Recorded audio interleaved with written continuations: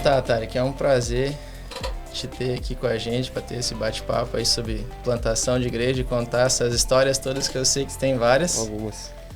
E eu queria começar, cara, te perguntando como é que começou essa história de plantação? Por que que tu decidiu plantar uma igreja? De onde é que veio a ideia?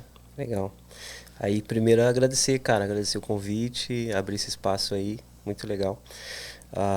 Então, a ideia de plantação surge da necessidade, né? Eu venho de um berço cristão, evangélico, né? Assembleia de Deus, e depois começo a estudar teologia, saio da Assembleia de Deus e começo a procurar igrejas um pouco mais que fazem sentido, assim, relevantes, e não encontro. Então, em 2017 eu começo a pensar sobre plantação de igreja, né? Então, a ideia de plantação surge da necessidade mesmo, assim. Uhum. E como é que tá a tua igreja hoje? Ela tem que tamanho? Quantos membros, quantos visitantes circulam lá nos domingos? Legal. Então a Viela vai fazer 4 anos, dia 23 de maio de 2025 agora. A gente faz 4 anos. E a Igreja Viela, ela tem, no hall de membros, tem 128 adultos e tem 37 crianças, né? A gente tem classe de membresia agora finalizando o mês que vem, então a gente deve aumentar um pouquinho com a graça de Deus.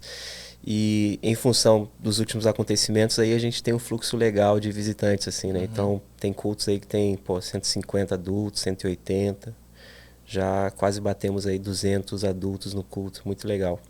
Então é isso. Bacana, a gente vai chegar nesses últimos acontecimentos aí, já deu um spoiler para nós, mas tu decidiu plantar por causa da necessidade, tu viu uma necessidade, e da ideia até a plantação, quais os passos que tu foi tomando, assim, tá, eu decidi que eu preciso plantar. Sim. Aí, o que tu foi fazendo até a igreja estar plantada? Quais foram o passo a passo? Tá, entendi. Então, depois que eu me situei da situação do Rio Grande do Sul, então em 2017 eu ainda estava no EB, estava no Exército Brasileiro. Eu peguei um período de férias ali que eu tinha direito e fui para o congresso do CTPI, né, o Centro de Treinamento de Plantadores de Igreja. Eu fui para esse congresso em 2017 e lá eu vi que todo mundo tinha os olhos para cá, assim, né, para o Rio Grande do Sul, no sentido de, cara, que terra difícil, como é difícil lá, como tem poucas igrejas saudáveis.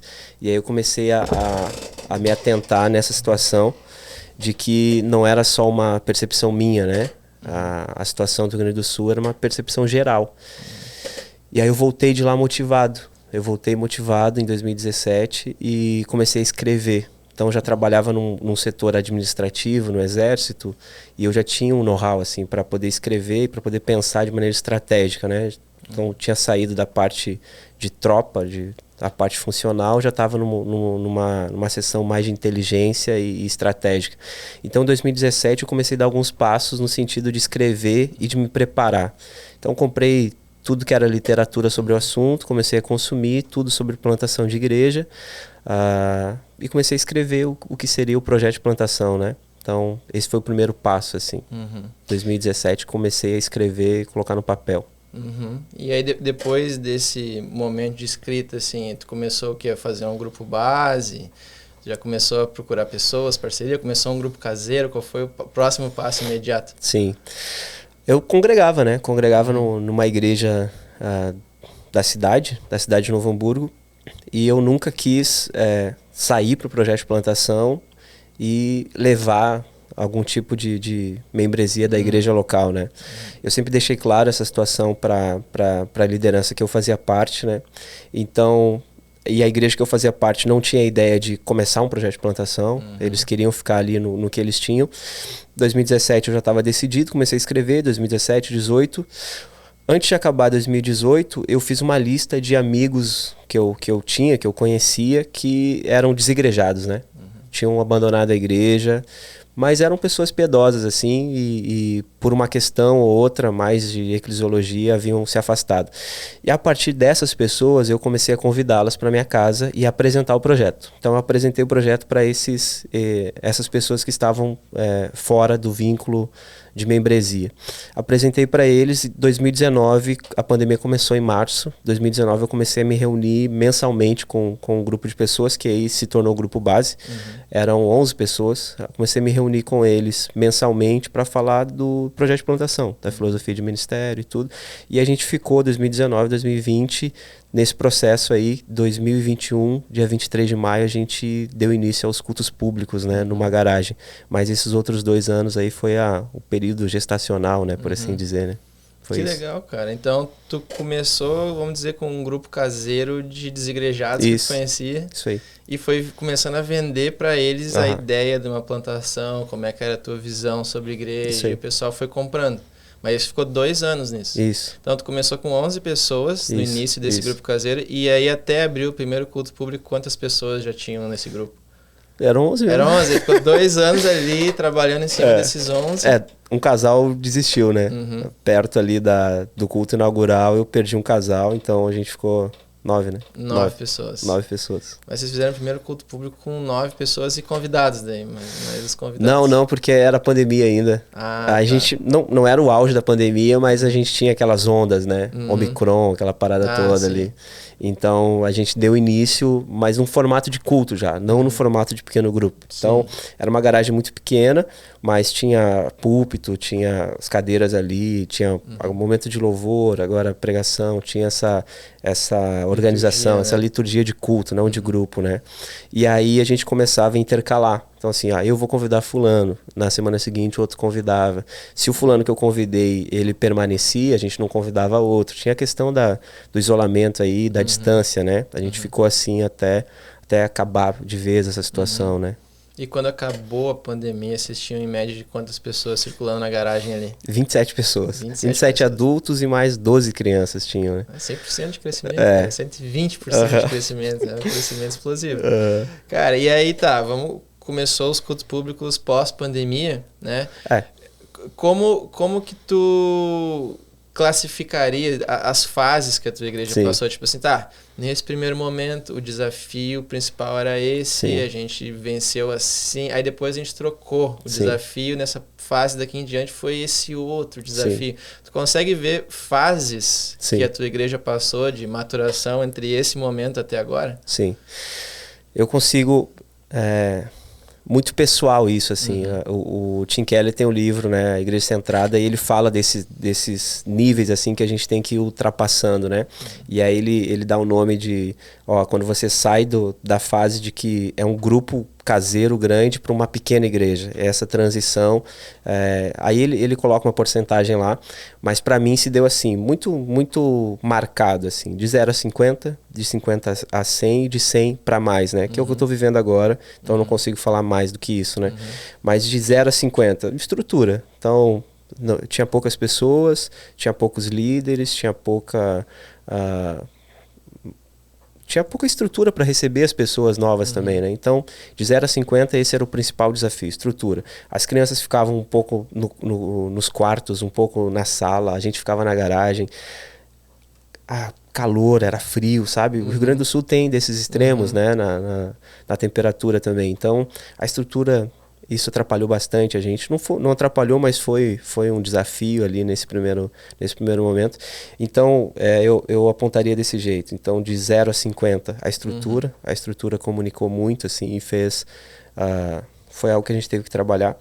De 50 a 100 foi a situação da presença, porque até 50 todo mundo se reunia o tempo todo, né? Então, eu fazia alguma coisa na minha casa, convidava todo mundo... E a gente dava um jeito de comportar 50 pessoas ali, né? Aí a transição de 50 para 100, o desafio foi colocar na cabeça das pessoas que agora a gente estava crescendo, né? Tava crescendo, então eu fazia alguma melhoria, aí já estava num prédio já, né? Fazia alguma melhoria, mas isso aí... eu gostava quando a gente pedia uma pizza e todo mundo comia, aquela coisa toda. Eu falei, cara, não tem como fazer isso mais, né? Agora já tá nessa situação.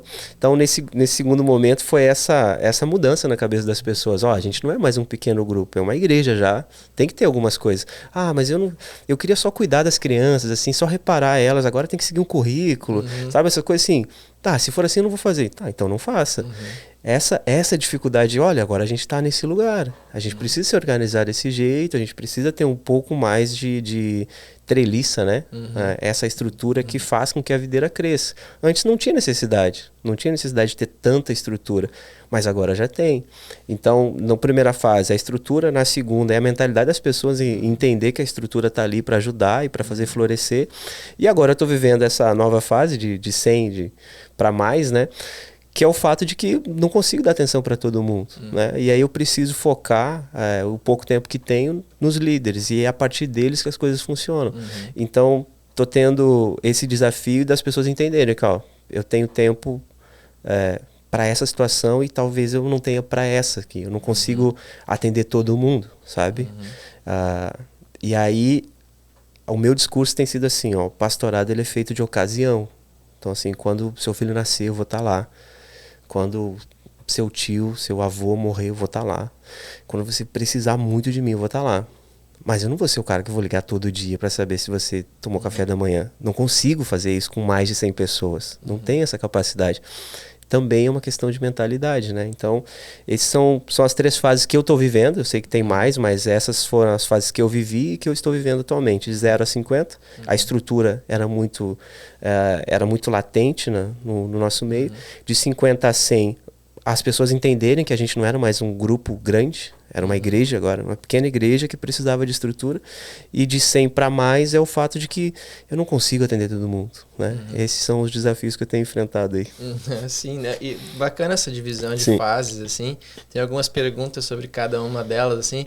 Começando nessa fase do 0 a 50, né? Quando tem pouca estrutura, talvez você não vai atrair tantas pessoas diferentes, né? Tipo, não tem um berçário, então não sei se pessoa com nenê vai querer ir. Então, qual o principal nicho de tipo de pessoa, nicho de pessoas que ia nessa época dos 0 a 50? Focava em alguém ou naturalmente atraía um tipo específico de pessoas?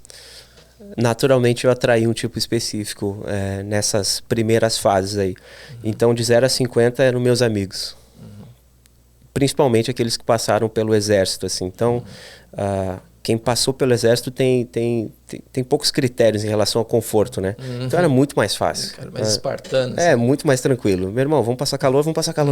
E todo mundo grita e todo mundo fica feliz. Então era muito mais tranquilo. De 0 a 50 era assim que a gente focava. Aí alguém do grupo base falava, vou convidar fulana. Vou convidar o casal X, que são meus amigos. Eu falei, cara, não convida ainda. A gente não tem berçário, não tem ventilador, não tem. Eles vão chegar aqui e vão ver só as coisas que não tem. Não vai ser agradável para eles o que nós temos, que é o lance da lealdade, da camaradagem, do fato de estar sempre junto. Para eles isso ainda não é importante. É como se a gente jogasse pérola aos porcos. Queimar cartucho. Sabe? Não faz sentido. Vamos guarda essa carta. Deixa. Se eles se convidarem, tudo bem, mas não convida ainda. Então eu tinha um grupo específico no começo. Militares, ex-militares. E eles eram militares desigrejados ou eram novos convertidos? Aí eu tinha uma mescla aí. Eu tinha uma galera que era desigrejada e tinha uma galera que tava frequentando mesmo igrejas, assim, mas estava desconfortável porque o militar sempre acaba comparando a vida de igreja com a vida da caserna. Ele sempre e sempre é abaixo. Então, o fato da transparência nas igrejas em geral não é tão claro, assim, não é tão transparente as coisas. A liderança não é tão forte como é no exército. Então, o militar sempre acaba comparando onde ele está, sabe? O lance da lealdade, da camaradagem, tudo isso, ele assim, por que isso não tem na igreja? Por que a gente é tão cheio de coisinha aqui? A gente não deveria ser, a gente deveria ser melhor. Então tinha um grupo específico de 0 a 50. Era ex-militares, né? Militares. Meus amigos. E eram os amigos. Milico, né? Eram os amigos do grupo base, né? Então era isso, assim. Então a gente trazia esse pessoal para o nosso ciclo de amizade. Convidava para um churrasco e aí fazia esse amigo de um membro do grupo base que não era meu amigo se tornar meu amigo. Depois disso ele ia tranquilo, assim, porque ele estava entre amigos, né? E aí tá tudo bem que não tem ar-condicionado, tá tudo bem que as crianças vão ficar gritando ali, que são as crianças que já estavam gritando no domingo passado no churrasco, entendeu? Então tá tudo certo. Então teu mecanismo de evangelização era os churrascos. Sempre. Um negócio informal, não tinha um estudo bíblico no não meio, tinha nada disso, só um não. churrasco, não, só um não. bate-papo. A gente nem podia falar, era proibido falar sobre a igreja. A gente só convidava, cara, eu vou fazer um churrasco. E era algo comum, assim. porque o militar sempre se encontra para confraternizar.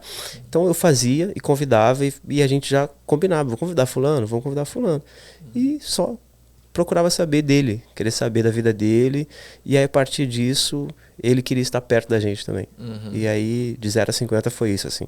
Por isso que o percentual de militares, ex-militares é muito grande na nossa igreja, porque é isso, são os nossos amigos. E a missão da igreja é essa, assim, né? A gente tem essa missão, uma igreja onde os nossos amigos gostam de estar. Então, é por eles, assim, né? Isso é explicitamente a visão da igreja? Essa é a visão da igreja. Que legal, cara, que legal.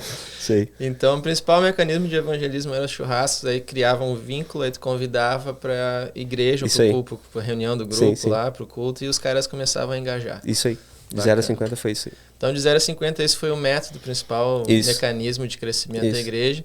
E aí, nos 50 a 100, o público começa a mudar. Aí diversifica. Né? Começa a mudar.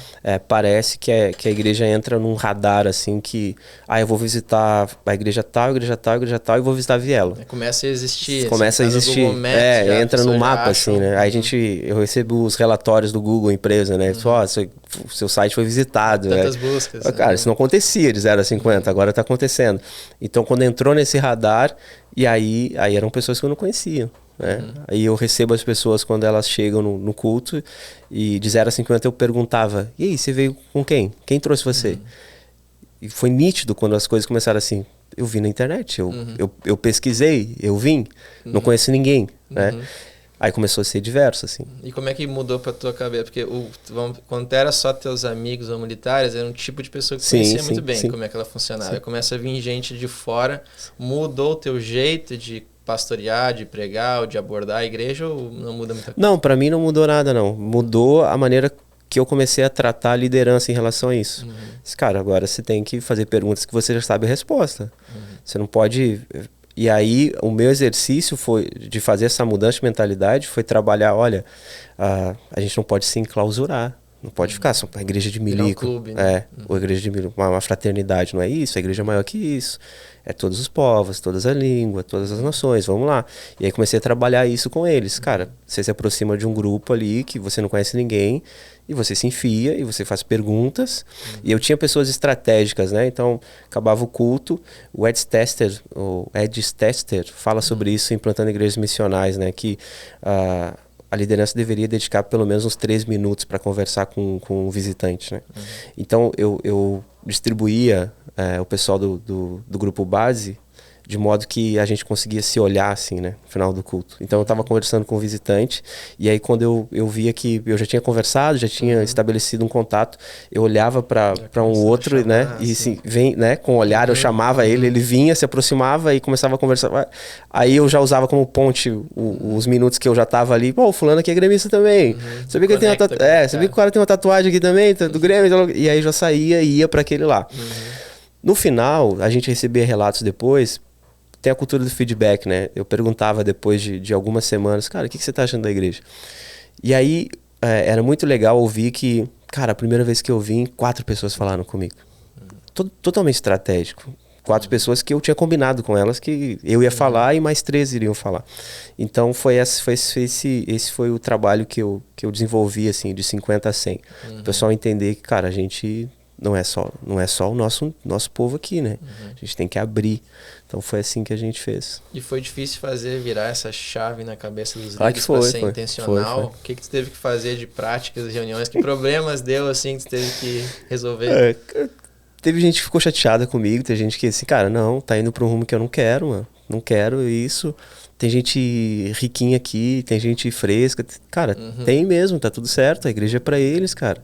E tem gente que ficou chateada e depois ficou de bem. Tem gente que ficou chateada e saiu da igreja. Tem gente que entendeu. Esse cara não faz sentido. É isso mesmo. Então, assim, eu procurei encontrar pessoalmente essas pessoas e falar, cara, eu preciso que você me ajude. Preciso que você entre nessa comigo. Cara, o cara é assim, mas ele vai melhorar, né? Com alguns eu tive que sentar e falar, cara, você não pode ficar puxando para esse lado, assim. Porque não dá. A gente não pode ser, assim, sectário nesse sentido. Tem que abrir, cara. A gente quer ganhar essas pessoas. Então, foi isso, assim. o saldo foi positivo no final, né? Deus acaba sempre sendo glorificado. Mas alguns ficaram chateados, alguns entenderam depois da chateação, outros se chatearam e saíram, né? Mas tu perdeu uma parcela significativa de gente nesse processo? Não, graças a Deus não. A maioria tu conseguiu recuperar? A maioria... A enchente ajudou também, né? O pessoal uniu a galera? O pessoal se uniu. A tragédia ajuda o pessoal. Sempre. Tá unido. Que bacana, cara. E de 100 pra cima, quanto tempo faz que vocês chegaram nessa fase agora de... Cara, a última membresia, a última contagem de membresia foi antes do incêndio, né? Então foi outubro, novembro ali, entrando em novembro. Então a gente tava com 118 adultos. E agora o trabalho tem sido, e a gente não tá conseguindo pensar muito nisso agora nessa fase, né? Por causa do incêndio, mas tem sido... o lance da liderança, o líder de pequeno grupo, cara, você é responsável por essa fatia aqui, você tem que cuidar desse pessoal, aos casos mais graves você passa para mim, então tem sido esse trabalho, esse senso de responsabilidade, cara, essa camisa é sua, esse peso é seu, tá com você, não tem como você demandar para mim coisas que você consegue resolver, assim, então tem sido esse trabalho, assim, de atribuir responsabilidade e de fato descansar, assim, tipo, tá com você, cara, não consigo. E as pessoas ainda do começo ainda me procuram. Cara, você tá sabendo de tal coisa? Eu falei, cara, não tô sabendo. Mas como não? Eu falei, cara, não tem como eu saber de tudo separado. Você tá com o cara, tá com ela, não tenho gerência sobre isso, assim. Tenho gerência total, mas os pormenores eu não consigo, não tem porquê. Então, como se deu essa mudança pra ti, assim? Porque antes tu tinha contato com todo mundo, né? Tu tinha contato com a ponta ali, com o membro. Sim. Agora você tem uma camada intermediária de líderes que tu fala com os líderes e os líderes falam com os membros. Foi difícil para ti fazer essa mudança e desapegar de ser tu o cara que tá fazendo, tu o cara que tá sim, pô, na minha cabeça eu sofro um pouco ainda, eu queria tá em tudo, né? Essa é a verdade. Eu não consigo me dividir em vários, assim, para estar em todos os lugares. Mas, assim, acontece essas reuniões eu tô só nas principais, nas maiores. Então é um exercício que eu também tenho que fazer. E é aquela situação da gente pregar pra gente mesmo, né? Então eu tento pregar isso pra mim. Cara, se você falar sim pra tudo, você não fortalece os sims que devem acontecer mesmo, né? Que são as questões mais centrais e importantes. Então tem sido um exercício pra mim também, assim, de tá tudo bem, não preciso estar nesse lugar, não posso estar nesse lugar, isso aqui tá com ele, tá com ela, e vai dar certo e... Relaxa. O Senhor faz, Relaxa e confia. E tá, na tua cabeça foi esse movimento. E na cabeça dos líderes, deles começarem a assumir essas responsabilidades, como é que foi o processo de tu treinar, inculcar esse método? Antes era tu que fazia, agora tá passando a responsabilidade. Como é que foi isso? Cara, foi tranquilo, assim, a grande maioria entendeu e entendeu o meu perfil também. Eu fui sargento muito tempo, então eu tenho mais facilidade de trabalhar com o efetivo profissional. Eu sempre tive mais facilidade de trabalhar com o efetivo profissional do que com o efetivo variável, que eram os soldados que entravam no primeiro ano, assim. E eu sempre deixei isso muito claro para minha liderança. Eu não vou ficar fiscalizando você, tipo, vendo se você... Cara, eu só vou intervir se tiver muito ruim, assim. Se você estiver fazendo as paradas erradas, eu vou puxar. E aí a líder das mídias fala pra mim assim, pô, Otário, que é nitidamente aquele ditado, ele prefere segurar o louco do que empurrar o morto. Então assim, a galera tem muita liberdade, a liderança tem muita liberdade, assim, porque eles estão alinhados com a visão da igreja, então eles têm liberdade. Isso é um ponto que eu preciso sempre ter atenção, porque alguns líderes, eles gostam do feedback, né? Então assim, eu já recebi esse tipo de informação. Tá, que eu gostaria de receber mais feedbacks de você. E aí a gente programa, né? Então eu encontro a cada 15 dias esses líderes que gostam do feedback e passo para eles. Cara, tá indo bem, tá isso, tá aquilo. Mas para aqueles que não têm essa necessidade, eles tocam e tocam, sabe? Tá tudo bem. Eu só vou parar o louco só, não vou empurrar o morto não. Então você tem o perfil oposto ao microgerenciador, assim. Tu gosta das pessoas trabalhando com autonomia e estimular a autonomia. E vambora. Mas tu consegue identificar a necessidade daqueles que precisam de um contato mais próximo e se adaptar a isso. Isso. Essa adaptação é bacana. E no horizonte, assim, que vocês estão, na fase que vocês estão, você já me falou de desafios que tu enfrentou e superou. Qual o principal desafio que está em aberto agora no horizonte? O próximo território a conquistar, já que tem a militar, né? Sim. Cara, eu tô muito focado na na reconstrução, né? Então, eu dividi em 3 fases, né? Então, janeiro, fevereiro, março, abril, maio, junho. Graças a Deus, a terceira a gente já suprimiu, já não vai precisar dela, então só vai ser essas 2 fases. Janeiro e fevereiro já foi, e março e abril. Então, estou muito focado nisso, na reconstrução, no sentido de a gente vai deixar em condições mínimas, assim, sabe? O ar-condicionado, o forro, a iluminação, o espaço das crianças, a área de lazer, isso assim.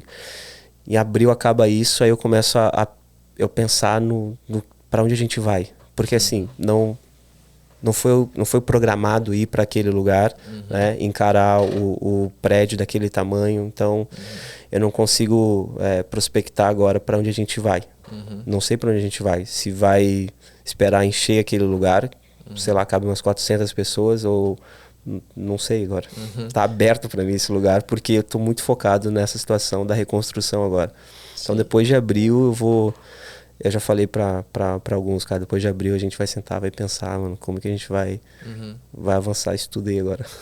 Cara, e já que tu adiantou ali, vamos entrar nesse assunto do incêndio. Né? É uma emergência, né? Ninguém tá esperando um negócio assim como um incêndio. E aí, eu não sei como é que foi pra ti, assim, eu quero ouvir mais. Antes de eu fazer as perguntas, eu queria ouvir a história, assim, onde tu tava e o que aconteceu quando tu soube que a tua igreja começou a pegar fogo. Como é que tu recebeu a notícia? Foi uma loucura. Eu acordo cedo sempre, assim, né? Pra poder adiantar minhas coisas antes da geral acordar, e aí você já não consegue fazer mais nada. Então, 5h30 meu despertador desperta, mas antes disso eu acabei acordando, assim, porque meu celular tava vibrando. Aí eu fui ver, achei que era o despertador e não era, várias ligações, assim. E eu não atendi nenhuma, assim, tudo desconhecido, não atendi nenhuma. E aquilo não parava, e eu tentando, o meu despertador, ele tem aqueles desafios, né, aqueles paradas para você acordar, senão você não acorda. Eu tentando preencher eles para poder parar de vibrar ali, e as ligações entrando, aí uma hora eu vou atender, mano. Aí sentei na cama, atendi, falei, e aí, que foi? Aí ele disse, você é o pastor da Viela? Aí, nisso eu já saí do quarto, eu falei, pô, o que aconteceu? Cara, a igreja tá pegando fogo. Aí eu desliguei a pessoa. Falei, mano, trote. Para com isso. Trote, loucura. 5 e alguma coisa ali da manhã. Aí, pô, subi, fui pro sofá, pra sala. Aí desliguei o despertador e comecei a ver várias ligações. O vizinho da igreja tava me ligando também. Eu atendi e ele, otário, tá pegando fogo a igreja, cara. E eu, tá, beleza, tô indo pra aí. Só que aí eu fiquei meio que parado, assim, né? Aí eu desliguei, fiquei parado. Aí o meu pastor auxiliar, que é o Rian, o Bruno Rian, me ligou também. Aí eu atendi ele, não falei nada, ele não falou nada. Aí eu falei, é fogo, né? E ele, é fogo, mano. E ele é bombeiro, né? Então ele ficou sabendo da situação. E eu falei, cara, tô indo pra lá. E é sério? E ele falou, cara, eu acho que é sério. Porque eu imaginei, tipo, sei lá, imaginei pouca coisa, sabe? Tá saindo uma fumaça de repente. E aí eu falei, cara, e o que a gente leva de documentação? E ele, cara, vamos pra lá e a gente vê o que acontece, assim, não tem o que levar agora. E eu, tá. Aí nisso, desliguei. Aí fui pegar uma camiseta, eu tava sem camiseta, fui pegar uma camiseta no quarto, aí, pô, a Sol, minha esposa, tava acordada já, ela que foi. Eu falei, a igreja pegou fogo, assim, meio bocó, assim, meio falando meio que sem noção. E ela, não acredita. Eu falei, cara, também não tô acreditando, depois eu te falo. Coloquei uma camiseta, virada a camiseta do avesso, depois eu fui ver do avesso. Fui pra igreja, e é perto da minha casa, assim, são 12 minutos, assim. Mas eu fui muito devagar. Porque aí geral começou a me ligar, continuaram a me ligar, assim, né? E eu fui indo devagarinho, assim, e eu parei na rua lateral da igreja, na rua lateral, assim, e eu vi a fumaça, e eu dei uma travada mesmo, assim. Ali deu uma... Porque era grande a fumaça. Ali deu uma travada, ali no meu... Não segui, parei, assim. Dei uma travada, fiquei alguns minutos ali, falei, cara, eu tenho que ir lá, né, mano? Aí liguei o carro, peguei, entrei, os bombeiros já estavam lá, o Rian também já estava. E o Rian é daqui, de São Leopoldo, né? Então o trajeto dele era muito maior, mas ele chegou primeiro, assim, porque eu dei uma travada mesmo. Aí cheguei, foi muito legal, assim, a provisão do Senhor. Na guarnição dos bombeiros, 2 deles frequentam a igreja lá, né? Então, assim, foram muito cuidadosos, porque quando eles estão combatendo, eles não estão muito preocupados com aonde a água vai cair, sabe? Então eles foram muito cuidadosos, assim, abriram muito rápido o lugar, sabe? Não destruíram o que não precisava destruir, assim, foram cuidadosos. Não, vamos tirar isso aqui daqui, que isso aqui dá para salvar ainda. Os caras foram muito legais, assim. Então foi a provisão do Senhor em meio a tudo isso. Aí dei uma travada, assim, entrei, cumprimentei o pessoal e aí vi o lugar, assim, o lugar tava todo queimado, né, devastado, assim. E eu, caraca, aí eu pensei, pô, não posso desabar aqui também, né, não vai ser legal. Aí encontrei um canto, assim, no meio a galera concentrada em outras coisas, aí dei uma quebrada, assim, comecei a chorar, assim, poxa vida. Eu tava num processo de deixar o lugar bonito, assim, sabe? Confortável e tudo. Só faltavam os vitrais. E os vitrais estavam atrasados, né? Graças a Deus que atrasaram, né? Então só faltavam os vitrais. E aí eu ia descansar no sentido de, cara, não vou ficar mais concentrado na estética do lugar, porque a estética tá pronta, assim. Então, foi um baque forte, assim, foi uma parada que pegou pra mim, assim. Aí dei uma chorada ali, aí me coloquei de volta no lugar que eu devia estar, assim, e a partir daí comecei a receber a galera da igreja, que aí o pessoal da igreja começou a pipocar ali, né, começou a chegar, e aí comecei a consolar, né, sair do lugar de devastado e comecei a consolar o pessoal em relação a o que a gente ia fazer, né. Então como é que foi essa questão, primeiro interna de ti, assim, porque tu falou do baque, tu falou do momento ali que dá aquela tristeza, aquela vontade de chorar, que tu diz pra si mesmo, como é que tu prega pra si mesmo num momento de emergência que nem esse? Como é que tu produz essa mudança dentro de ti de, cara, eu tô abalado agora, mas eu tenho que passar a ser o cara que consola? Sim. Como é que tu faz a jornada? Eu acho que a gente precisa ter... E aí é uma parada que eu tenho, é a capacidade de me automotivar, né? Então, eu fui gradualmente, assim, eu fui caindo emocionalmente e chegou um ponto que eu caí mesmo, assim, fui para um canto, me sentei, chorei, né? Chorei. E aí entendi, cara, eu preciso sair desse lugar agora aqui, porque eu tenho pessoas que dependem de mim, né? Dependem da minha postura também. E aí comecei a me automotivar. Cara, eu tenho que levantar daqui, a gente...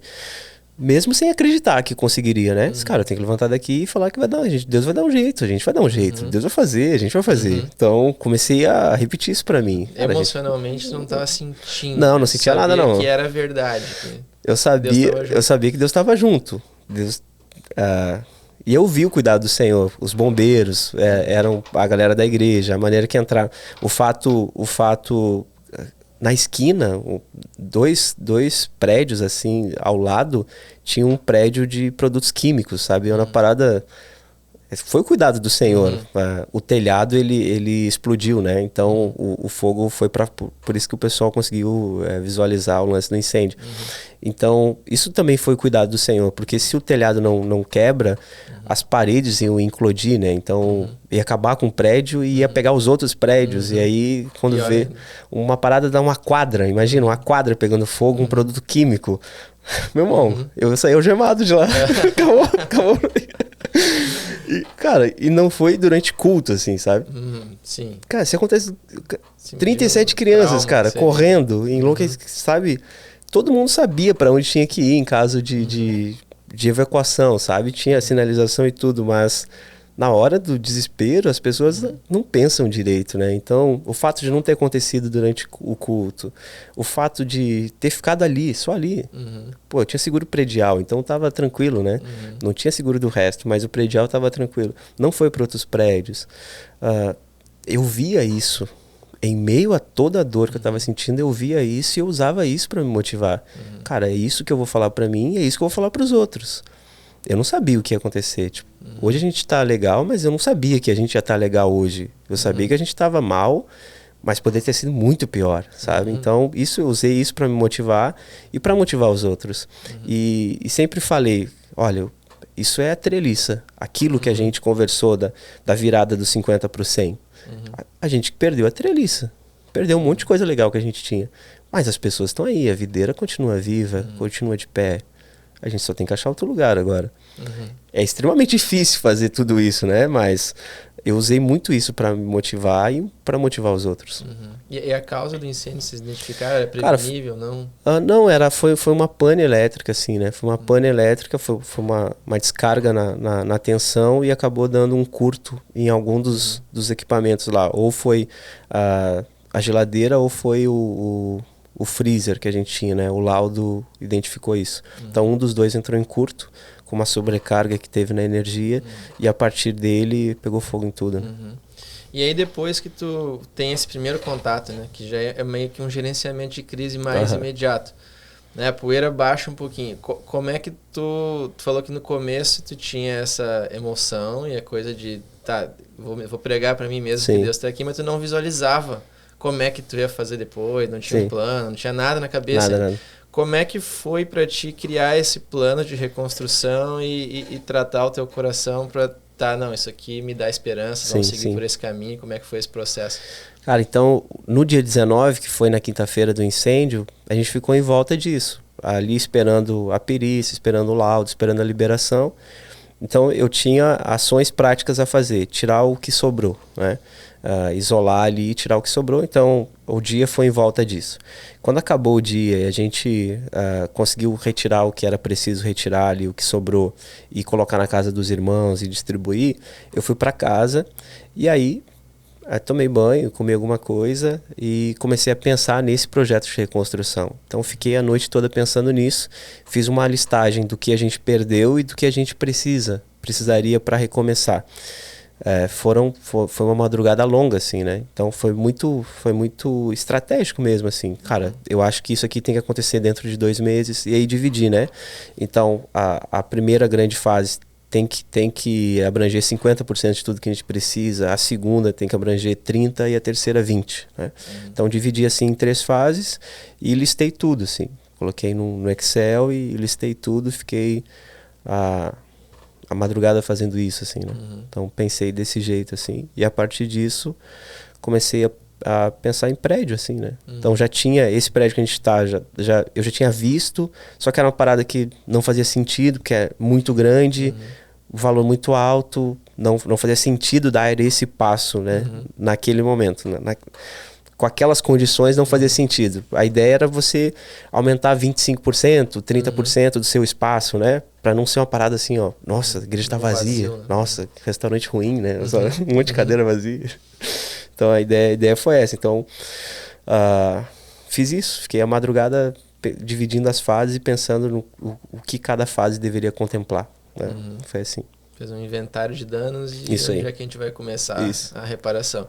Tá, e aí isso aí já começou a te dar uma esperança, assim? Já começou a ficar animado? Ou ainda o sentimento era tipo assim, meio que de derrota, ainda não tinha aquela emoção positiva, assim, de vamos lá? Não, eu tinha expectativa de que Deus poderia fazer. Sempre Deus pode fazer. Eu tinha essa expectativa, Deus, olha, isso pode acontecer. E eu tentei ser realista também. Eu preciso disso e disso. Não pensei em projetar o lugar em comparação com o lugar antigo, que o lugar antigo levou 3 anos, né? Levou 3 anos para ser como era. Então, os caras precisam do básico, o básico é isso. Deus, fui realista e esperançoso. Acho que não estava tão motivado, estava esperançoso. Deus, pode acontecer, dá para ser. Só as coisas só tem que... E é um gigante cada vez, assim. Tinha muita coisa que tinha que dar certo, assim, sabe? Tinha que dar certo o prédio. Então... Dia 19 de dezembro, assim, final do ano, ninguém quer fazer mais nada, o pessoal já está em outro lugar, outra vibe. E aí entrar em contato com o proprietário e falar, olha, aí foi minha esposa que fez isso, né? Ela tinha um contato do proprietário que era o mesmo bairro ali da empresa dela e do pai, né? Então tinha contato com o proprietário. Então ela fez esse trâmite de mostrar para ele o que aconteceu com a igreja, de falar que a gente tinha prioridade no sentido de encontrar um lugar, que a gente não poderia ficar tanto tempo sem culto e fazer todo esse trâmite. Então tinha um primeiro grande desafio, né? Encontrar um lugar. Já tinha um lugar em vista, só tinha que acertar detalhes e ver se o cara iria agilizar também pra gente assinar, né? Então foi... A vitória das etapas foi me animando mais, assim, sabe? Então assim, deu certo. 19 de dezembro pegou fogo. 2 de janeiro a gente assinou o contrato. Foi legal. A gente disse, pô... Deus tá nessa parada, mano, vai dar certo. E a partir disso as coisas foram acontecendo, assim, tipo... Foi muito legal o último culto. Então, 19 pegou fogo, mas a gente tinha um último culto ainda. Várias pessoas ofereceram espaço, né? Cara, usa a minha igreja, usa aquilo. Mas eu entendia que a gente precisava ter uma parada nossa mesmo, assim. Não por ser sectário nem nada disso, mas fazia sentido ter uma parada nossa. Então, a gente alugou um espaço e fez o último culto. E foi muito emocionante, porque geral foi. E eu vi pessoas que não estavam tão enganjadas falando assim, cara, conta comigo. Agora esse ano, cara, eu não trabalhei o que deveria, mas assim, ano que vem, conta comigo, a gente vai reerguer, a gente faz... Pô, galera que não estava tão envolvida assim, essa situação fez eles mudarem. E eu contei pra eles a história de Jó, e aí falei, pô, vocês lembram da história de Jó? O diabo chegando falando, deixa eu tocar em Jó. Deus falando pra Jó, você conhece meu servo Jó? E contei essa história de Jó pra eles. E substituir os personagens, né? Imaginem Deus falando para Satanás, tem visto a Viela, tem visto como ela tem crescido, como tem avançado, como as pessoas estão se comprometendo, estão se batizando, isso e aquilo. E aí Satanás, então deixa eu tacar fogo na igreja deles. Não, pode tacar. Foi muito legal. Geral falou assim, cara, essa história, essa analogia que você fez, cara, foi muito legal. E o pessoal então isso me deixou muito animado também. Geral falando, cara, conta comigo. E eu sabia que dava. Sabe? Aí eu já tava 100% já. O último culto ali eu tava 100%. Eu falei, cara, vai dar. Tu viu Deus agindo muito claramente no meio. Não, demais. Eu vi Deus em meio ao fogo ali. Eu vi o cuidado dele de preservar tudo. E vi a reação das pessoas e das coisas acontecendo desse jeito também, sabe? Deus agindo e fazendo a galera se mobilizar e pegar junto. Isso foi muito legal, mano. Que bacana. Então, internamente, a tua abordagem foi manter a esperança e um gigante de cada vez. Isso. E aí, com as pessoas, né? Agora vamos falar do lado de fora, né? A gente falou meio que tu internamente, mas do lado de fora. Qual foi o sentimento geral das pessoas e como é que tu fez o processo de criar uma nova visão para essa situação de crise, animar o pessoal? Como é que tu abordou essa situação? Eu sou muito privilegiado porque eu tenho uma grande porcentagem de militares, né? E não só militares, mas famílias militares. Então, a Bruna, que é responsável pelo financeiro, chegou em mim e foi muito louco. O incêndio rolando, a parada acontecendo, e ela assim, a gente tem que dar uma resposta. Isso é muito legal. Sim, as pessoas falando, que a gente tem que dar uma resposta, mano. A gente tem que alugar um lugar para fazer o culto e a gente não tem que ficar alugando o lugar, sabe? A gente tem que ter um negócio nosso, fazer isso que maior, melhor e maior. Essa ela fala, assim. Então eu não precisei, sabe, despender tanto para motivar, porque a minha galera interna fazia isso, sabe? Não, a gente vai achar um lugar e a gente vai dar uma resposta. E nas primeiras reuniões que eu fiz, eu falei isso, cara, a gente vai avançar pelo rei e pelo reino, vai avançar e vai dar uma resposta para Satanás, Aí usei alguns exemplos, cara, igreja tal pegou fogo em tal ano, ficou 1 ano e alguns meses usando o prédio da fulana, a gente não vai fazer isso, a gente vai reconstruir em 6 meses, 6 meses a gente vai estar de pé, a gente vai estar maior, a gente vai estar melhor, cara, e a gente vai fazer isso em 4 meses, a gente vai fazer. Então, eu não precisei despender tanto assim, de falar, não fica triste, vai dar certo, porque, sabe, a galera meio que pegou essa ideia e viu a resposta. Pô, dia 2 o prédio estava assinado, dia 3 a galera entrou para limpar, e aí já começa o forro, já começa a fazer parede, e vambora. Cara, pelo que você tá me contando, parece que a situação toda ajudou mais a motivar do que desmotivar a galera. Isso aí, mano. Isso foi isso mesmo. Inverso. Foi. Não, eu não tive caso de puxa vida, ai, que chato, ai, agora não vai dar. Não tive. Ou pelo menos não chegou até mim, sabe? Não chegou até mim. Todo mundo chegou, cara, vamos dar uma resposta. Tô contigo e vamos junto. E foi isso, assim. Isso foi muito legal. Que bacana, e pegando a tua pregação lá de Jó, Deus deve ter cutucado o homem de Satanás, assim, ó, viu? É isso aí. Os caras são ponta firme. É isso aí. Que legal, cara, que legal. E aí, quantos por cento vocês já estão de reconstrução, assim? Cara, já tem 75%. Já tem 75%. Então, até abril ali, eu projetei que até 15 de abril a gente fecha tudo, mas o prazo é 31, né? 31 de abril eu encerro aí as fases, né? E aí tá legal já. E sendo bem prático, assim, como é que tu organizou a reconstrução? Tu teve fontes de financiamento que tu tentou buscar de lugares, tu procurou doações, como é que tu organizou a equipe, a coisa toda? Cara, no dia eu não fiz isso, né? No dia ah, foi recebi várias mensagens, né? Então o WhatsApp estava lotado assim, e as pessoas que conheciam mesmo acabaram divulgando essa situação nos grupos aí de WhatsApp e falando para outras pessoas. Então, no primeiro momento eu não precisei fazer isso assim, de falar, cara, ó, a igreja pegou fogo. Eu fiz no dia, fazendo um vídeo pro Instagram da igreja, falando, gente, ó, a igreja realmente pegou fogo, então não precisa confirmar se é verdade ou não, realmente é verdade, a igreja pegou fogo. E a gente vai reconstruir e, pô, me ajuda aí se quiser fazer parte dessa reconstrução. Então foi o único vídeo que eu fiz no dia. Depois disso a galera disparou e a cidade ficou sabendo disso também, né? Então saiu no jornal, aquela coisa toda, né? Geral repercutiu bastante. E a partir dessa repercussão eu comecei a falar, olha, eu tô com um projeto aqui, é de reconstrução, tem 3 fases, vou fazer isso, isso e isso. Eu tenho uma planilha online onde as meninas estão colocando as saídas, o que a gente está gastando. Cara, se você quiser nos ajudar. Então, disparei isso para geral também, para quem eu conhecia. E cada fase que termina, esse pessoal recebe um relatório, né? Então, ó, tava assim, agora tá assim, tantos por cento já avançou, a gente precisava de tanto de dinheiro, conseguiu isso, ainda falta isso. E tem uma planilha online onde as meninas ficam lançando as notas e o que está sendo gasto. Então, é uma parada muito transparente e de fácil acesso, assim, né? Mas respondendo, no primeiro momento eu não fiz, porque isso se fez sozinho, né? Essa repercussão. Após isso, eu comecei a ir pontualmente em quem eu conheci e falei, cara, me ajuda aí, vamos embora. E faltou alguma coisa? Tá faltando bastante ainda. Tá faltando ainda?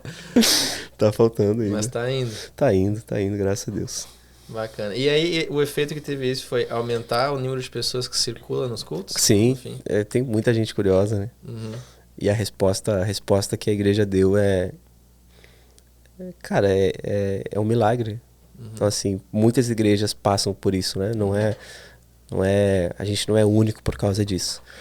Mas a gente é único pelo jeito que responde. Então, assim, tem inúmeros casos aí na história de igrejas que pegaram fogo e ficaram usando prédio emprestado durante 1, 2 anos até se reerguer. A gente tá fazendo isso em 4 meses, assim, é um milagre. É Neemias, entendeu? Cara, Contemporâneo. Cara, é muito rápido. E cara, eu agora mudando um pouquinho de Claro. assunto, já que a gente está falando de reconstrução, já que a gente está falando do templo em si, né? Eu nunca fui na Viela, mas eu vejo muitos vídeos no Instagram, né? O pessoal, eu consigo ter uma noção, assim, da estética do lugar. E aí tu falou um pouquinho da estética antes também. Tu tem uma preocupação com isso, né? Tu dedicava energia para fazer isso. Né? E aí eu vejo que tem ali o colarzinho da cruz, tem os vitrais legais, que eu acho que vai ter LED, vai né? ter LED, deve todo um negócio legal, o púlpito é bacana, a luz é bacana. Né? Que papel tu vê que a estética tem, a estética do ambiente tem na tua igreja? Por que tu dá energia para isso? Que tu vê que isso aí ajuda? E qual é o objetivo, assim, que norteia, assim, vamos colocar esses elementos nesse estilo, né? Criar essa atmosfera aqui. Como é que tu pensa isso? Eu acredito que a estrutura comunica, né? A liturgia comunica.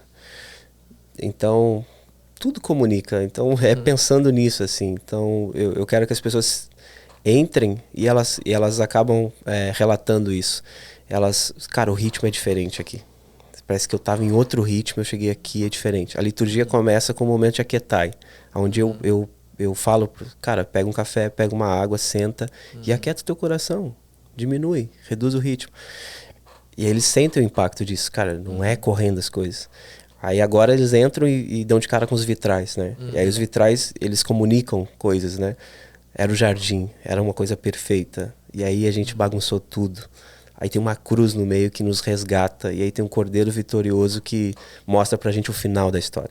Então o cara chegou sofrendo, ele olha pro vitral e diz, cara, o cordeiro venceu, meu irmão, vou vencer. Ver toda a metanarrativa da Bíblia, toda a história. vitrais, mano. Então, a estrutura comunica. Eu quero que as pessoas sejam impactadas pela arquitetura também. Eu quero que elas se deparem com o belo e elas se perguntem de onde vem, mano. Eu sei a resposta. Eu consigo dizer para elas de onde vem o belo. Não só com a pregação, né, mas com os elementos que compõem também. É por causa disso. Bacana, cara. E como é que é a liturgia de vocês? Começa com aquietai-vos e depois... Começa com o momento de aquietai, né? Que é o momento antes de iniciar mesmo, né? Então, quem está conduzindo sobe e fala, olha, a gente tem um momento de aquietai agora, então pega um café, pega uma água, encontra um lugar, senta aí, respira aí, calma o coração. Aí o pessoal começa a fazer isso, nisso entra o prelúdio, que é um hino da harpa, uma canção antiga, só uma pessoa, ou no teclado ou no violão. E aí o pessoal está sentado mesmo, está se organizando ainda e ele começa. Então, a partir disso, acabou o prelúdio, a pessoa que está conduzindo a liturgia sobe lá e diz, cara, agora vamos ser convocados. Aí faz uma leitura de convocação.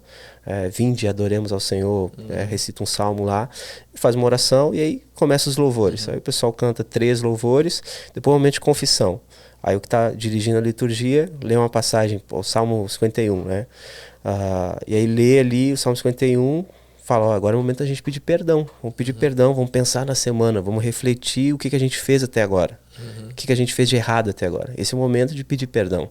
Ó Senhor, compadece-te de mim. Eu pequei contra ti. Quem pode se ajoelha. Aí quem pode se ajoelhar, se ajoelha.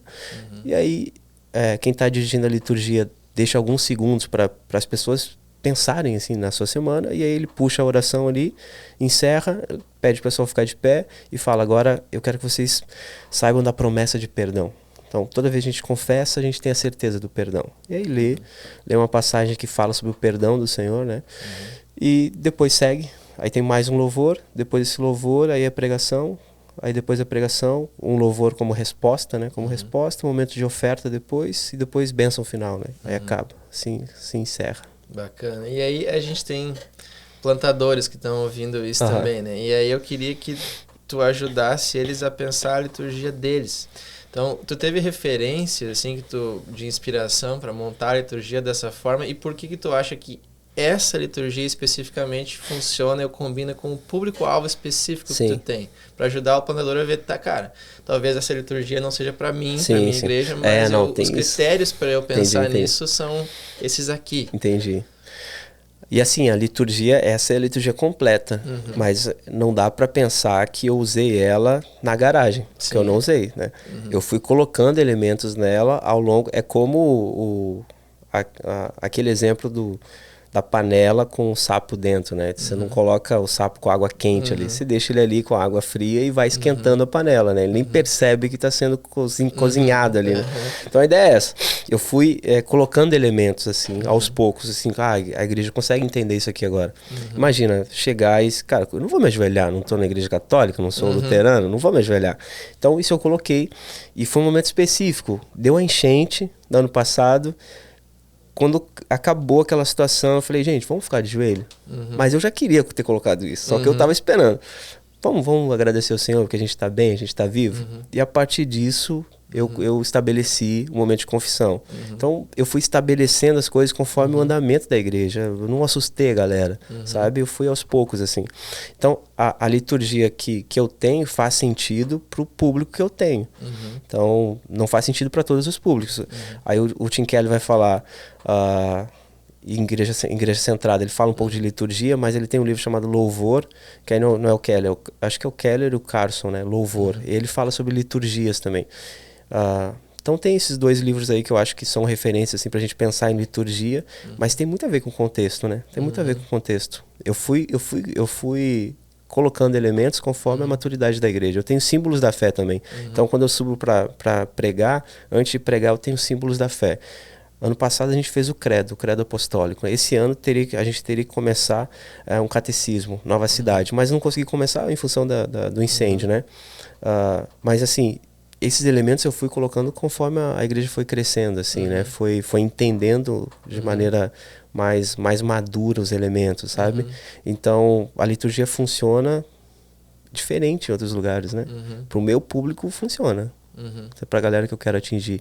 O que eu quero causar, é isso, né? Porque é como eu te disse, eu quero que eles cheguem e falem assim, cara, é diferente o ritmo aqui, sabe? Mas isso não funciona em todos os lugares, né? E essa evolução foi um negócio orgânico, assim, a liturgia tá assim hoje, e aí eu sinto que podia ter esse elemento. Aí tu vai, testa, daqui a pouco tu sente que precisa ter esse outro. Ou tu já tinha o ponto de chegada todo na tua cabeça já queria que fosse assim, assim, assim, só não fiz ainda. Sim, sim. E aí eu vou colocando um de cada vez. Em 2017 eu já sabia já. Eu só não... Eu não mostrei as garras só. Não estava pronto ainda, pessoal. Mas em 2017, hoje a liturgia, eu fico muito feliz com ela. Que, cara, é exatamente como eu escrevi em 2017. Eu só não tinha colocado toda ela pra fora, porque eu precisava esperar. Você tem que ter paciência com as pessoas, né? Tem que esperar a maturidade, tem que esperar. Coisa que vai chocar. Hoje já não choca, porque eu tenho um público maior também, né? Então, assim... O cara que chegou novo, ele fala, tá todo mundo se ajoelhando? Vou também, né? Vou ficar aqui em pé. Só eu aqui sentado? Sim, eu uso membros novos, não estranho a questão da liturgia. Não, eles acham diferentes, né? Eles acham diferente. Só que a reação é diferente, é diferente a reação quando você propõe algo para poucas pessoas. Quando você propõe algo para muitas pessoas, o resultado é diferente. Sei lá, pelo menos é a percepção que eu tenho, assim. Que fez sentido não fazer desse jeito no começo. Fez sentido ir aos poucos. Na época da garagem não tinha momento de oferta, né? Eu coloquei quando fez sentido para mim colocar. Tipo, agora faz sentido eu falar sobre isso. Antes não fazia, eu não colocava. Sim, até Deus faz isso com a gente, vai ler a Bíblia, ele vai incrementando as leis, liturgias, doutrinas. Sim. Então, bacana, cara. E aí, também mudando mais uma vez de assunto, né? A gente falou de desafios e como você superou eles, né? A parte boa, né? A parte bonita. Mas eu queria também que a gente também, para o pessoal que está assistindo, né? Os plantadores, ouvirem isso. Teve coisas que tu considera que foram erros que tu cometeu durante a plantação? Coisas que tu, se eu fosse fazer hoje, eu faria diferente isso daqui. Sim. Eu acho que eu teria sido mais firme, sabe, com algumas situações, assim. Então, principalmente na garagem ali, eu recebi algumas pessoas que eu não imaginei que eles estavam querendo, sabe, subir alguma... Porque às vezes as pessoas pensam assim, as pessoas mal intencionadas. Cara, eu vou naquele lugar ali, tá começando, tá precisando de gente, eu vou ganhar aquela galera, vou fazer do meu jeito, assim. Eu não tava esperando isso numa garagem, porque eu nunca ia me propor a isso, sabe? Então eu recebi algumas pessoas assim, na garagem, assim. Então chegavam, começavam ali, e aí uma vez eu dou uma oportunidade para alguém fala alguma coisa que não tem nada a ver com o que eu tô querendo fazer. E eu tenho cuidado, assim, as pessoas que eu conheço há pouco tempo, elas precisam passar para mim as coisas que elas querem fazer. Tipo, eu gostaria de fazer tal coisa. O que você quer fazer? Passa para mim um resumo aí do que quer fazer. Eu não assino embaixo de quem eu não conheço. Então, o que eu faria diferente era isso, era já estabelecer, meu irmão, vai devagar, dá uma acalmada aqui, espera. Então, eu teria sido mais rígido, assim, no começo. Fui mais assim, não, tá tranquilo, fica aí, tá tudo bem.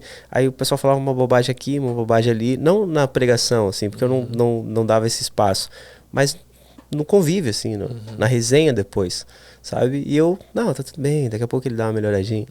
Eu poderia ter logo de casa, assim, meu irmão, não é esse jeito não, não, você não vai dar certo aqui desse jeito. Isso, eu acho que é uma questão de insegurança mesmo, assim, Deus o livre, vou perder esse cara, né? Vou perder, sei lá, 25%. Se eu fizer. Perde um cara, perde 15%. Eu não faria essa parada de novo, entendeu? Não faria. Não cortaria na carne, assim, também. Então, eu fui um sargento militar, eu tinha armas, né, cara? Eu vendi pra poder investir na plantação. Eu não faria isso de novo, não, sabe? Eu acho que a gente tem que se colocar, né, como Barnabé, né, cara? Tem que fazer isso, tem que ser sacrificial, mas acho que eu fui um pouco além, sabe? Foi um estresse aí que talvez eu não precisasse ter passado, assim. Não teria doado tanto e teria sido mais firme, logo no começo, sabe? Teria feito isso. Ser um guardião da visão, isso. Um pouco mais firme. Mais assim, firme, pra não deixar... Isso. Mas criou problemas, né? Chegou a criar problemas? Não criou problemas, mas assim, me causou incômodo, assim, sabe? E aí depois fiquei me culpando. Por que eu não cortei o cara? Por que eu deixei o cara falar isso com o fulano? Sabe? Sim. Então, cara, esses são os principais erros, então. Isso. Do vender as espingardas lá e não guardar a visão também. Isso. E cara, tu citou alguns já, né? Alguns livros lá do Carson, sim, do Tim Keller. Se tu fosse indicar 3 ou mais, tá? Mas sim, os principais livros que te ajudaram mais pra... Cara, se tem um plantador assistindo, lê esses aqui. Sim. Né? Cara, eu acho que Plantando Igrejas é para os Fracos. Eu acho que foi um livro muito legal que eu li, assim, muito esclarecedor. O Plantador. O Plantador foi um dos primeiros livros que eu li, achei animal também. Igreja Centrada, do Keller. Um que eu li depois, assim, e li faz pouco tempo, né? O Líder que Tem Isso, sabe? Essa parada, assim, para quem vai plantar, é essencial saber dessas coisas.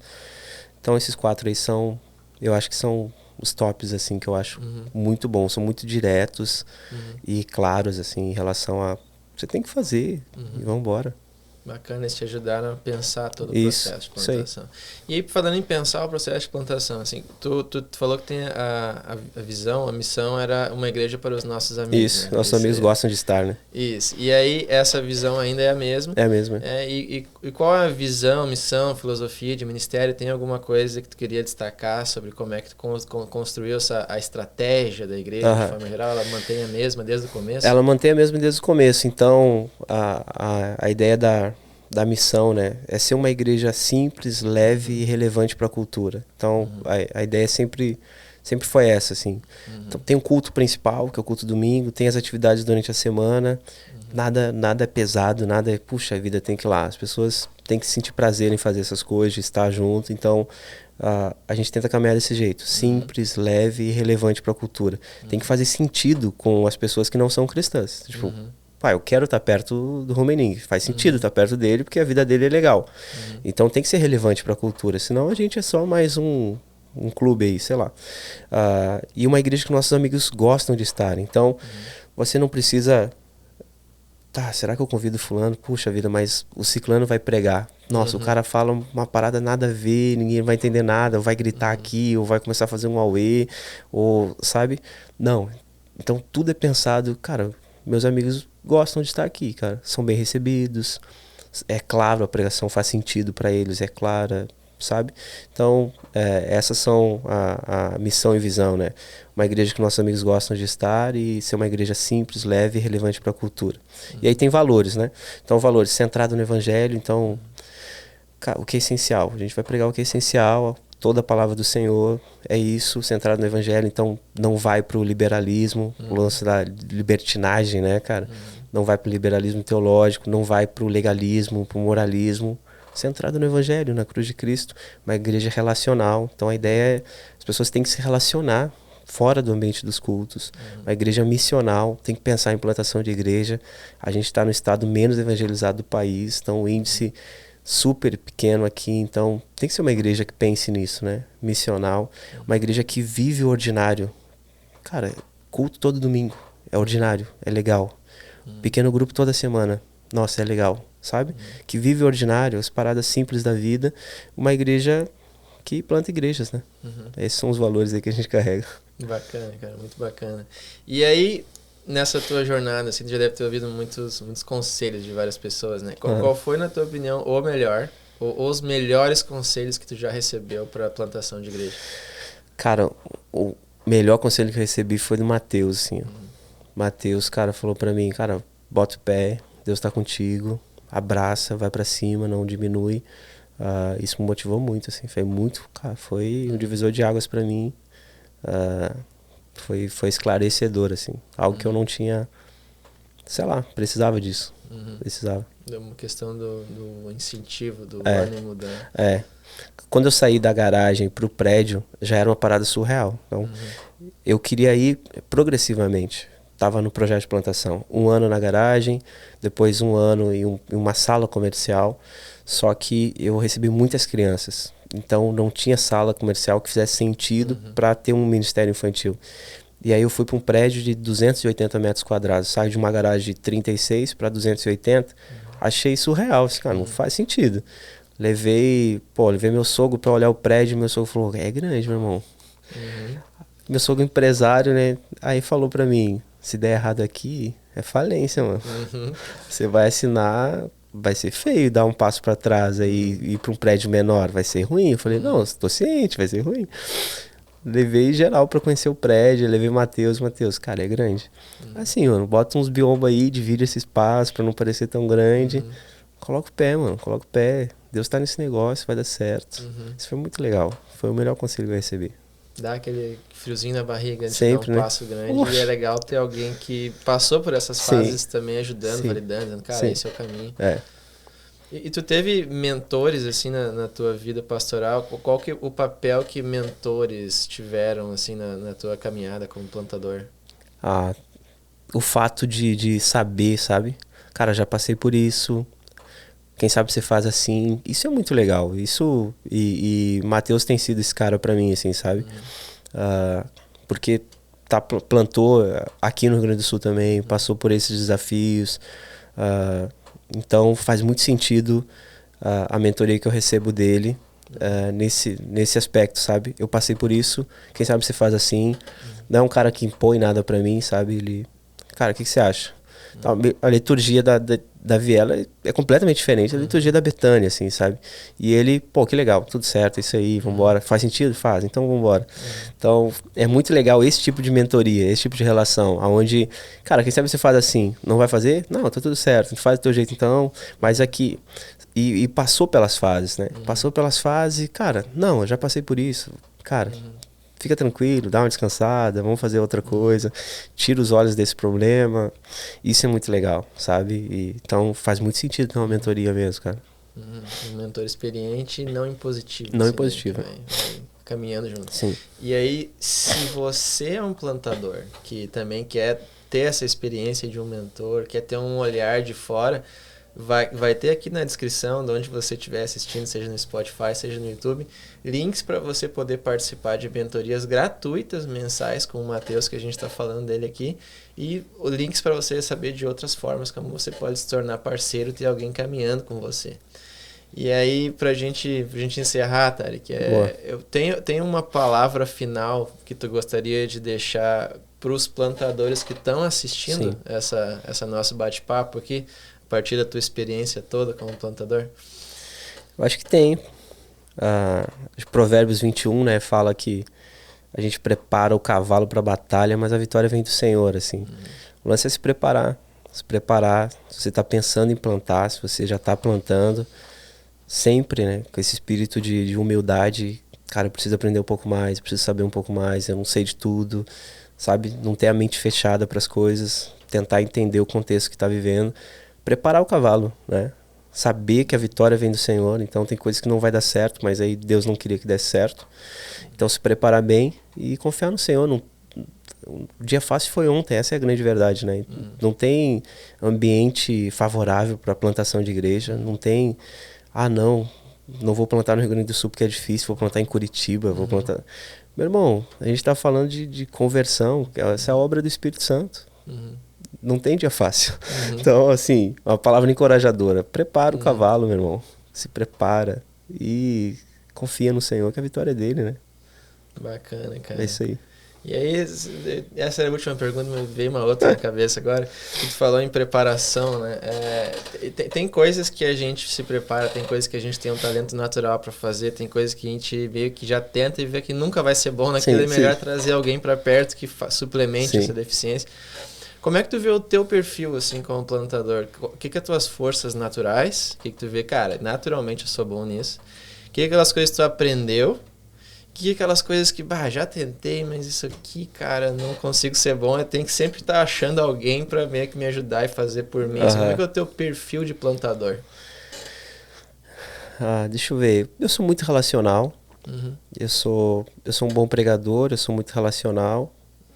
Coisas que eu aprendi. Eu aprendi a ser mais gestor no sentido de essa planilha aqui, essa parada aqui, esse efetivo no sentido de quem está participando disso, quem está participando daquilo. Então, eu aprendi a fazer isso.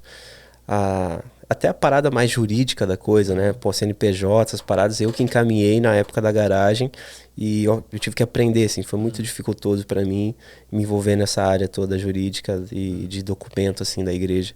Então eu tive que aprender e coisas que eu eu tenho ajuda, né? Então, eu tenho ajuda no lance financeiro, não porque eu não saiba, mas é porque eu não quero mexer. Então, sempre teve gente cuidando do financeiro, sempre teve gente cuidando do administrativo para eu poder ser relacional.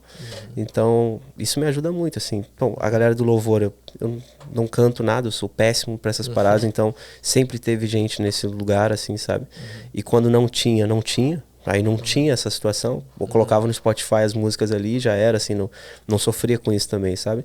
Não tinha quem cuidasse das crianças, as crianças ficavam ali com a gente mesmo, sabe? Então foi muito tranquilo isso pra mim. Então, pontos fortes, eu sou muito relacional, eu prego muito bem. Então, acho que é isso. Coisa que eu aprendi, a parte burocrática da coisa, né? Encaminhar documentação, ver alvará, essas paradas, eu aprendi e pessoas me ajudaram também. E coisas que a galera faz pra mim é a parte administrativa, burocrática, que aí me desafoga, assim, que eu consigo fazer outras coisas. E drena energia. Coisa. Bastante. Tem gente que adora planilha, né? E, cara, mais uma última questão também que eu queria comentar, assim, da gente encerrar. Como é que fica a questão vida de plantador e família? Tu é casado, não sei se tem filhos ou não. Tenho dois.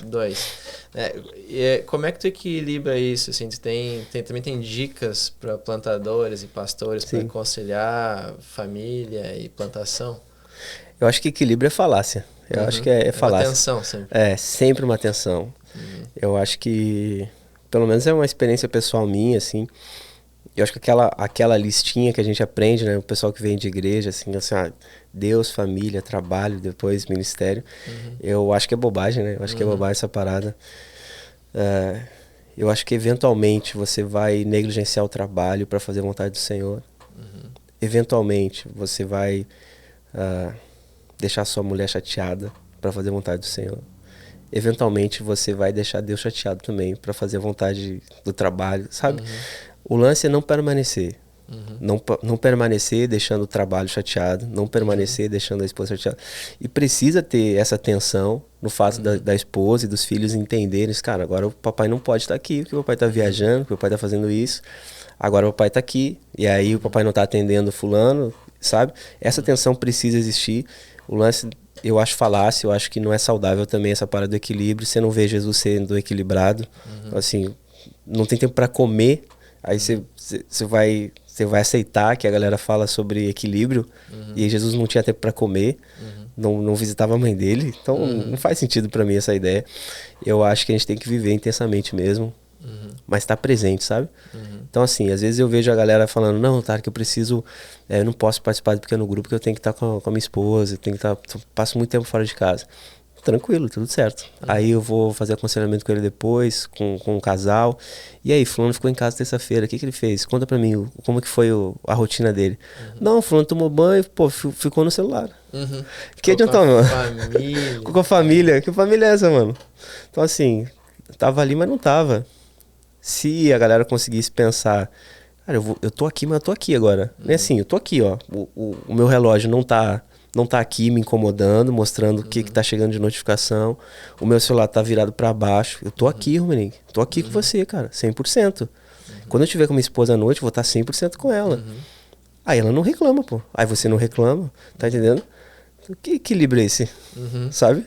Por que a gente não dedica tempo quando a gente tá com as pessoas mesmo?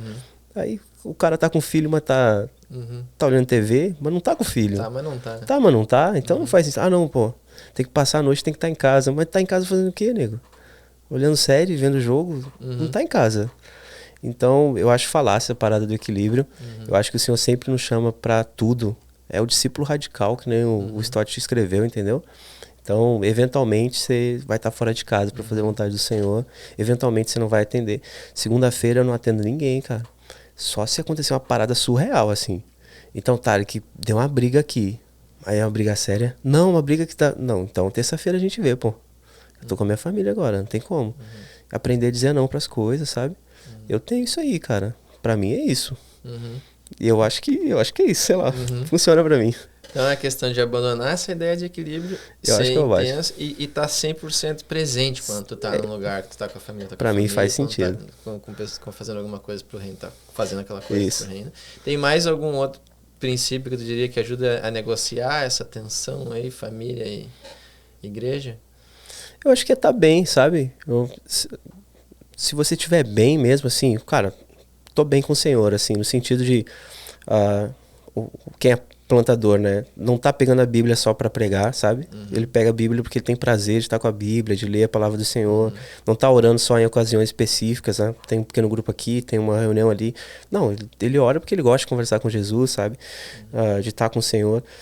Então tá bem mesmo, assim, tá bem até fisicamente. Pô, o cara tá dormindo legal, assim. Então tem dia que ele dorme mesmo, assim. Então, sabe? Eu sei que às vezes a rotina da gente faz a gente dormir pouco, mas não, eu tenho um dia que eu dou uma parada. Porque não dá pro cara ficar no automático ali, vai dar um burnout, vai dar alguma coisa. Pra mim funciona. Eu tenho um dia que eu durmo até tarde. Eu tenho um dia que eu, sabe? Dou uma desnopinada, faço umas paradas que eu gosto, como umas bobagens. Eu tenho um dia pra fazer isso. E a partir disso, eu me relaciono muito bem com as pessoas. Sabe? Não é enfadonho, não é cansativo pra mim. E eu tenho prazer de fazer o que eu faço, sabe? Tenho prazer, cara. É um privilégio. Eu discipulo a minha liderança. E eu falo pra eles, você tem que marcar comigo a cada 15 dias. E no grupo da igreja tem a minha agenda. Então a galera consegue entrar ali e marcar comigo. Se o cara não marca comigo a cada 15 dias, eu não corro atrás dele, porque é um privilégio dele fazer parte do que eu tô fazendo, sabe? É um privilégio cuidar de gente, é um privilégio conduzir um pequeno grupo. Se o cara não consegue se organizar, tipo assim, pô, de 15 em 15 eu tenho que falar com o Tarek, eu não corro atrás, sabe? Meu irmão, o que Deus chamou a gente pra fazer é surpreendente. Fazer parte disso. Aí, pô, casamento, você é convidado. Aniversário dos filhos, você é convidado. Nos momentos mais difíceis, você é convidado. Cara, minha mãe tá doente, você consegue vir aqui? Consigo, pô. A pessoa lembrar de você. Aí, antes de vir pra cá, o menino mandou pra mim. Tava lendo um livro aqui, ó, que eu lembrei de você. Pô, um líder que faz a igreja ser intencional, simples, relevante. Eu falei, que lindo, cara. Obrigado e lembrou de mim. Sabe? É muito legal. Eu acho que então, o cara tem que estar bem, tem que estar bem com o Senhor, tem que estar feliz fazendo o que está fazendo, sabe? Poucas pessoas foram chamadas para isso, sabe? Então, sei lá, é um privilégio, cara. Privilégio. Legal, cara. Tipo, muda o enfoque pra questão do é pesado fazer, não sei o que. Não, cara, isso daqui é pra ser legal. É a melhor coisa do mundo, né? Um negócio que... Cara, que bacana, mano. Quanto tempo deu aí de bate-papo, né? 1h16. 1h16. Aí, que massa. Então, cara, muito bom. Eu curti muito esse bate-papo. Eu acho também curti. Que quem vai assistir aí, os plantadores, pastores, líderes, acho que tem muita coisa para tirar, muita coisa para aprender. Legal. E eu agradeço muito aí o teu tempo, agradeço a tua generosidade aí por estar aqui com a gente. Vim lá da tua cidade com o ar-condicionado da igreja caindo lá, porque um caminhão bateu e tá derrubando. Vamos resolver depois. Vamos resolver depois, vamos ter esse bate-papo. Massa. Cara, eu que agradeço aí o convite, cara, e tô feliz aí por estar aí, por trocar essa ideia. Foi muito legal mesmo. Cara, muito obrigado. Valeu.